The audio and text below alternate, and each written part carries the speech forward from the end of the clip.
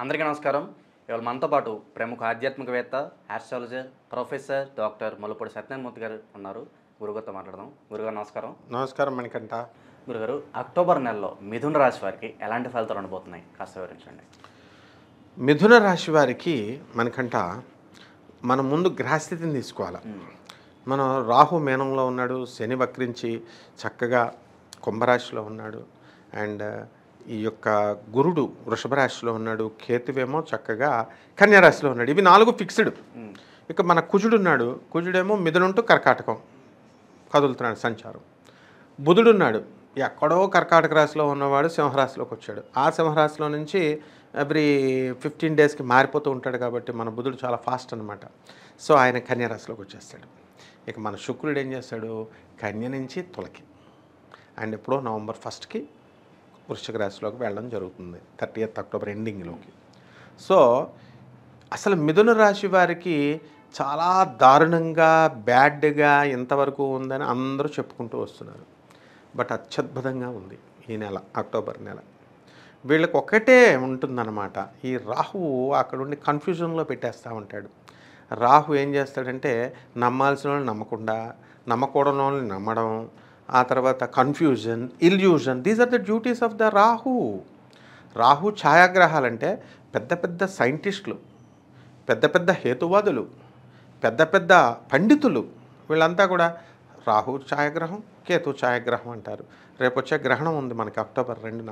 ఇది పెద్ద ఇంపాక్ట్ ఇస్తుంది మిథున రాశి వాళ్ళకి. వీళ్ళకి ఆ ఛాయాగ్రహాలు కనబడవురా మొగుడా, అది ఆ రాహువేమో యురానస్, ఈ కేతువేమో నెప్ట్యూన్. బిర్లా ప్లానిటోరియం ఇన్స్టిట్యూట్ సైంటిస్టులు చెప్తుంటే వినరీ జనం, ఇంకేం చెప్పాలా. కాబట్టి మిథున రాశి వారికి అత్యద్భుతంగా ఉంది. వీళ్ళ ఖచ్చితంగా ఈ గ్రహణానికి బయటకు వచ్చి, సూర్యగ్రహణానికి బిర్లా ఇన్స్టిట్యూట్ సైంటిస్టులు ఏ ప్రికాషన్స్ అయితే చేశారంటే 3D సినిమాలు చూసే గ్లాసెస్ అవి పెట్టుకోమని చెప్తారు. అవి పెట్టుకొని వాళ్ళు చూడొచ్చు అనమాట. కంపల్సరీ అన్ని రాశుల వాళ్ళు చూడాలి, ముఖ్యంగా ఈ మిథున రాశి వాళ్ళు చూడాలి. అండ్ మిథున రాశి వాళ్ళకి ఏంటంటే డబ్బుకి అసలు వీళ్ళ కొదవ ఉండదు. ఈ అక్టోబర్ నెలలో ఇంకా తిరుగు ఉండదు. ఆర్థికంగా స్టేబుల్గా ఉంటారు వీళ్ళు. వద్దంటే డబ్బు వస్తుంది, అంటే వాళ్ళు ఏది పట్టుకుంటే అది బంగారం అయిపోతూ ఉంటుంది. సో వృత్తిలో స్టాండర్డ్నెస్ అనేది ఉంది. ఎందుకంటే మన శుక్రుడు వాళ్ళకి ఇప్పుడు అర్ధాష్టమ శుక్రుడు, అర్ధాష్టమ రవి, అర్ధాష్టమ కేతువు, ఏం కావాలి వీళ్ళకి. కాకపోతే 1కి 4 సార్లు ప్రయత్నించుకోవాలి ప్రభుత్వం దగ్గర నుంచి, అండ్ తిరుగుతూ ఉండాలి ఏ పనైనా సరే. సో విత్ దిస్ ఈ యొక్క మిథున రాశి వాళ్ళకి ఏంటంటే వీళ్ళు ఏం ఎక్స్పెక్ట్ చేస్తూ ఉంటారా మిథున రాశి వాళ్ళు అంటే ప్రేమ ప్రేమ ప్రేమ ప్రేమ. హస్బెండ్ ఎప్పుడు ప్రేమిస్తాడు, వెన్ యూ బిహేవ్ అకార్డింగ్లీ. అలా కాకుండా నా ఇష్టం వచ్చినట్టు నేను చేస్తాను, నా మొగుడు మాత్రం నన్ను ప్రేమించాలంటే నో. నా అత్త మామల్ని నేను చూడను, నా మొగుడిని మాత్రం నన్ను ప్రేమించాలంటే నో. సో యాటిట్యూడ్లో వీళ్ళు చేంజ్ చేసుకోవాలి. ఈ యాటిట్యూడ్ చేంజ్ చేసుకోవడం అనేటటువంటిది మిథున రాశి వాళ్ళకి చాలా కష్టం. ఎందుకంటే 10 నిమిషాలు చేంజ్ చేసుకొని ఉంచుకుంటారు, మళ్ళీ కొత్త వాళ్ళు వచ్చి ఫ్రెండ్స్ వచ్చి ఏమిటి అత్తగారు మొగుడితో ఉంటున్నావా, జాయింట్ ఫ్యామిలీతో ఉంటున్నావా అని కానీ మళ్ళీ పాపం అటే వెళ్ళిపోతారు. So this the problem with Gemini candidates అనమాట. సో మిగతాది వృత్తి వ్యాపారాల అఖండం. మొత్తం వద్దన్న వాళ్ళకి అప్పులు ఇస్తారు వీళ్ళు, వద్దన్న వాళ్ళకి అన్ని ఫెసిలిటీస్ క్రియేట్ చేస్తారు. అండ్ ఇక వీళ్ళకి మాత్రం లేదు, ఏది ఈ యొక్క స్త్రీలతో యోగాలు అనేటటువంటివి వీళ్ళు చాలా పర్టికులర్గా ఉంటారు వీళ్ళు.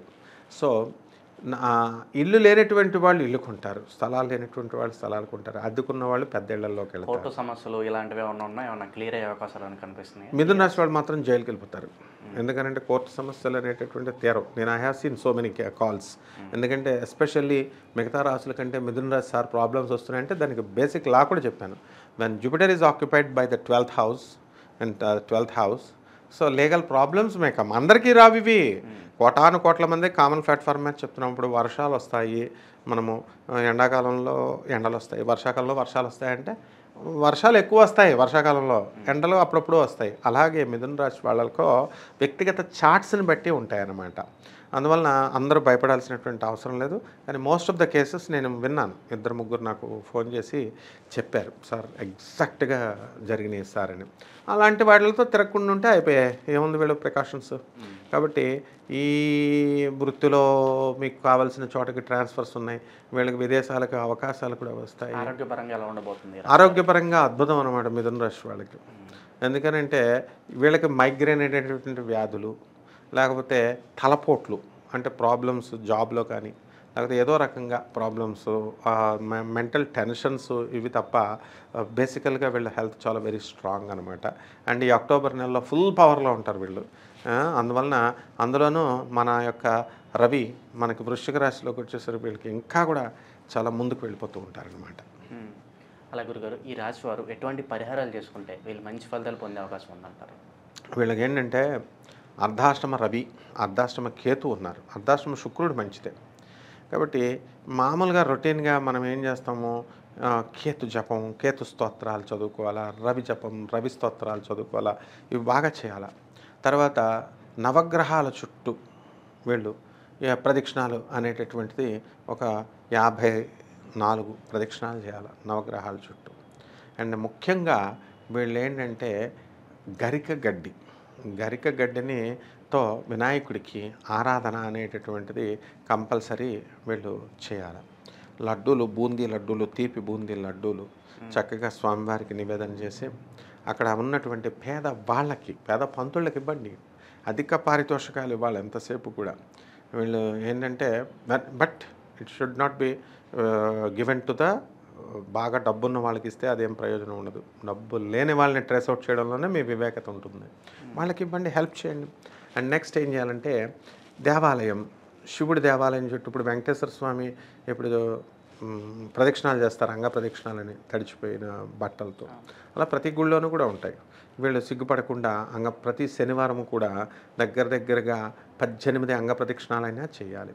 అంటే దొర్లుతూ ఉండడం అనమాట. ఇలాంటివి చేస్తే చక్కగా గణపతి ఆరాధన చేసుకుంటే తప్పకుండా మంచి నెంబర్ 1 లీడింగ్లోకి వెళ్ళిపోతారు ఈ మిథున రాశి వాళ్ళు. అలాగే ఈ యొక్క మిథున రాశి వాళ్ళకి ఏంటి, మనకి అష్టమాధిపతి అయినటువంటి శని భాగ్యంలోకి వచ్చాడు.